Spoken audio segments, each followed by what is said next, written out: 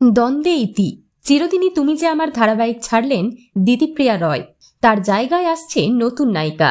জি বাংলার জনপ্রিয় ধারাবাহিক চিরদিনই তুমি যে আমারে জিতু কমলের সঙ্গে আর দেখা যাবে না দিতিপ্রিয়া রায়কে। বিস্তর টালমাটালের পর ধারাবাহিক ছেড়ে বেরোলেন দিতিপ্রিয়া রায়। দফায় দফায় জিতু কমল এবং দিতিপ্রিয়ার মধ্যে কলহ। প্রযোজনা সংস্থা এবং চ্যানেল কর্তৃপক্ষ বারবার মীমাংসার চেষ্টা করেছেন, কিন্তু শেষ রক্ষা হলো না। দ্বিতীয় দফায় অশান্তির শুরু থেকেই টেলিপাড়ায় গুঞ্জন ছড়িয়েছিল যে হয় দিতিপ্রিয়া নয় জিতু, কেউ একজন ধারাবাহিক ছেড়ে বেরিয়ে যেতে চাইছেন। আর সেই গুঞ্জন সত্যি করে সোমবার আর্টিস্ট ফোরামের পক্ষ থেকে জানানো হয়েছে দিতিপ্রিয়া ইন্ডাস্ট্রির নিয়ম মেনে লিখিত এনওসি দিয়ে ধারাবাহিক ছেড়ে দেওয়ার কথা আনুষ্ঠানিকভাবে জানিয়ে দিয়েছেন। ঠিক কী কারণে ধারাবাহিক ছাড়লেন দিতিপ্রিয়া?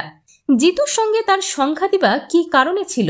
জানা গেছে যখনই নায়ক নায়িকার মনোমালিন্যের কথা প্রকাশ্যে এসেছে তখনই সমাজ মাধ্যমে জিতুর অনুরাগীরা দিতিপ্রিয়াকে কটাক্ষে বিঁধেছেন। দীর্ঘদিন ধরে এই একই ঘটনা ঘটায় মানসিকভাবে বিপর্যস্ত হয়ে পড়েছেন অভিনেত্রী, আর সেই কারণেই ধারাবাহিক ছেড়ে বেরিয়ে যাওয়ার সিদ্ধান্ত নিয়েছেন। তবে দিতিপ্রিয়ার জায়গায় এই ধারাবাহিকের জন্য প্রযোজনা সংস্থা ঠিক কাকে বেছে নিচ্ছেন তা এখনো জানা যায়নি।